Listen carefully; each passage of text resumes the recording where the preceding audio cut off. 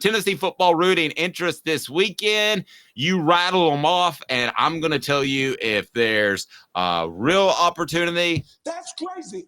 Or that no, I guess we could. There's a couple that could happen. Hey now. So we'll throw some hey nows in there. All right, give me one of them, and I'm going to tell you how possible they are.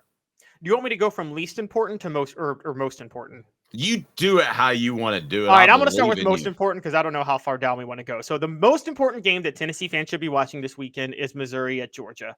And they need to root like heck for Missouri. It's more of an outside. Oh, you think that's possible? Not really, but that's crazy. It is possible. Okay, so yeah, if Missouri wins, Tennessee controls its destiny to win the East. Almost. But they need one more thing to happen, Dave. They need Florida to lose one more time. And so I'm not even worried about that. Well, just to be sure, the second most important game for Tennessee's rooting interest this weekend is Arkansas, Florida. They really need to root for Arkansas over Florida this weekend. Just get it out of the way. If you do that, you've already controlled your own destiny. If Missouri and Arkansas both win, Tennessee controls its own destiny in the East. Okay. Which of those are most likely to happen in your opinion, and on the message board as well?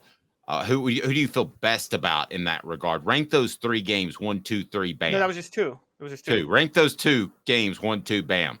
Well, okay, Arkansas is more likely to upset Florida than Missouri is Georgia, but you'd rather Missouri upset Georgia because Florida's going to lose to LSU the next week anyway. So, yeah. But let's be honest, Dave. Missouri or Arkansas, who would you put money on this weekend if you had to put on one? Golly, Missouri. You put the money on Arkansas. I mean, not considering opponent. Like, I don't think that Missouri is going to beat Georgia, but I think from what I've heard talking to some people this week that Arkansas is just in a tailspin. So, I mean, but if I were to place, quit the season. Yeah, if I were to place money on one team to play well, it would be Missouri. But if I were to place money on one team to beat Missouri, to beat Georgia, or Arkansas to beat Florida, I would keep my wallet in my pocket. I would still go with Arkansas to beat Florida because I think Florida may be giving up on the season too. All right, so now that's just for the East. Those are the only 2 games you need to care about. Now here's where the fun gets. You want Tennessee to be in the college football playoff race, Dave? You think it's possible? Yes. Yeah. All right. Yeah, I love content. What would be better content than us for Tennessee to make the college football playoff? I'm all for it. That is true. All right, so the next big one is they need Ole Miss to get another loss. So they need to be rooting for Texas A&M. Ole Miss isn't going to win the West. They're not going to play Ole Miss for the SEC title, but they need Ole Miss to get another loss because a one-loss Ole Miss record right now. I think it's 5-3. Doesn't it feel like they'll win a game they shouldn't? Yeah. I'm going to call the upset A&M. I don't even know the spread, but I'll call that. Then you go out west.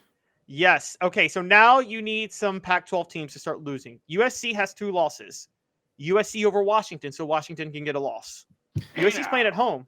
It just feels like USC will win that game in a high-scoring 95-90 game. Okay, so we're rooting against USC. Why not always root against Southern California? You're rooting for USC.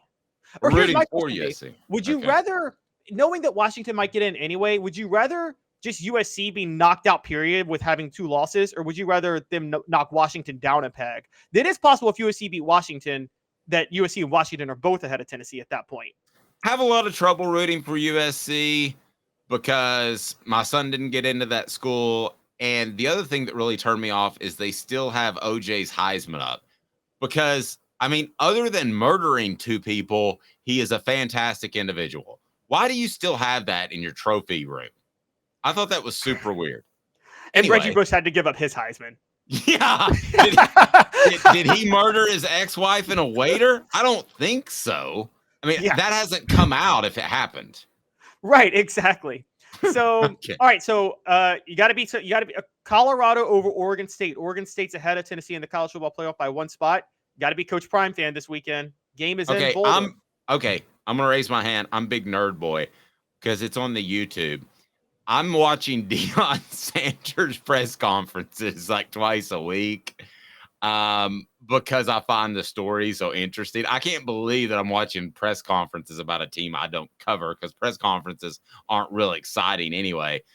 But I watched some of his players last night too, and I couldn't sleep. At about 2 a.m., I almost texted you.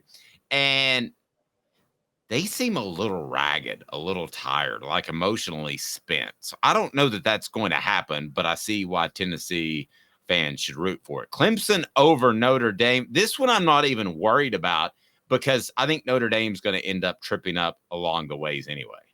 Yeah, and Dabo might have lit a fire in his team this weekend. I'm with you. I actually think South Carolina could beat Notre Dame or Clemson. Well, no, I'm sorry. South Carolina plays Clemson. What the heck is wrong with me? Sorry, I haven't had my mayonnaise coffee yet. I saved my so. All right, so yeah, Mocha coming up. Now this is another dangerous one because I said Oklahoma State over Oklahoma. Now this is a risk because if Oklahoma State wins, Oklahoma may not drop below Tennessee. Oklahoma State just may move ahead of Tennessee. At which point. So, but I think Oklahoma State will slip up somewhere else down the road, don't you?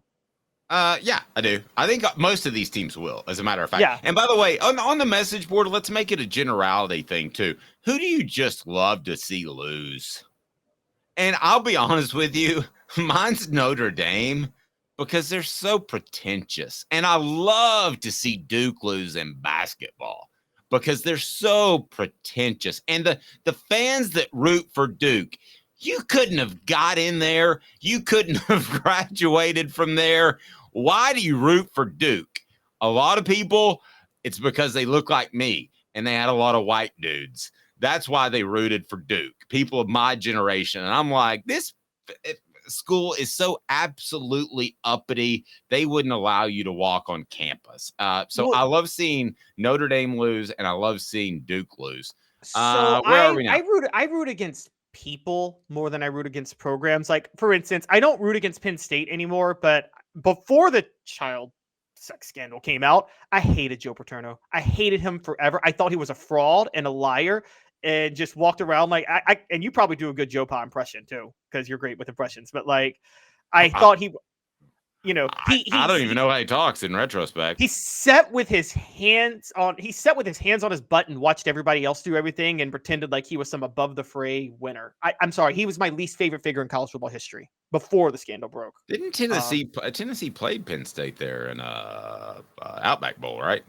A few times. That was one of the Foster Fumble games, the Outback Bowl, but they also played him in the Fiesta Bowl in 91. They played him Paterno twice in the 70s. But yeah, I've never despised anybody more with the burning passion than I did with Joe Paterno. And now I hate him even more because of what I find out he did. So rest in pieces, Joe. All right. So Youch. Yeah, high heat. All right. Who else are we rooting? Who else should Tennessee fans be rooting? All right. So here's a Kansas State over Texas. You want Texas to lose another game. You want them to be knocked down a peg. Now here's one. You want Alabama over LSU. And I'm going to tell you why, Dave. If you're Tennessee and you're to have any shot at the playoff, you have to win a rematch with Alabama in the SEC title. That's your only path forward. Because if LSU beats Alabama and you go beat LSU in the SEC title, well, you'll have 2 losses. Alabama will have 2 losses. Alabama will have beaten you, and the committee will give it to Alabama. You have to beat Alabama in the SEC title. You have to win a rematch with them. That's your only path. Okay, I can roll with that. And who else? Close us out quickly, if you don't mind. All right, a few that you don't have to worry about and won't happen, but Virginia Tech over Louisville. We're going to talk about it anyway. Yes, Virginia Tech over Louisville. Maryland over Penn State. Not happening. And wait, the best. Y'all got to root for Schiano this weekend. Rutgers over Ohio State. I don't. Well, not happening. I don't think that's going to happen. But Greg Schiano, boy, is he not the most predictably? I mean, can you imagine if he were Tennessee's head coach right now? I mean, Tennessee would be in great shape. They would have Greg Schiano. Jimmy Haslam would still be running the program, and he is just a brilliant, brilliant man when it comes to running things. I mean, so this is sarcasm. Sometimes it's hard to tell when Caleb doesn't do the hoity-toity voice. But when he does I'm just saying, are you not inspired by people like Jimmy Haslam and Greg Schiano, Dave? Isn't that just a match made in heaven? Yeah. I mean, there's Bill Belichick, Tom Brady, and then there's Jimmy House and Greg Schiano. Like that. I mean, greatest duos in sports history. David says, if OJ can get away with murder, why can't we see Nico? Makes perfect sense. It's completely illogical.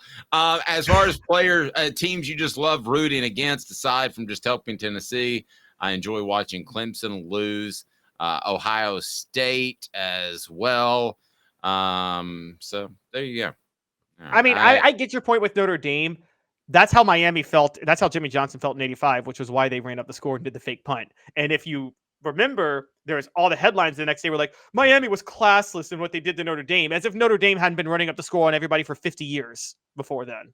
But, if you blow out Notre Dame, oh, how dare you, Notre Dame.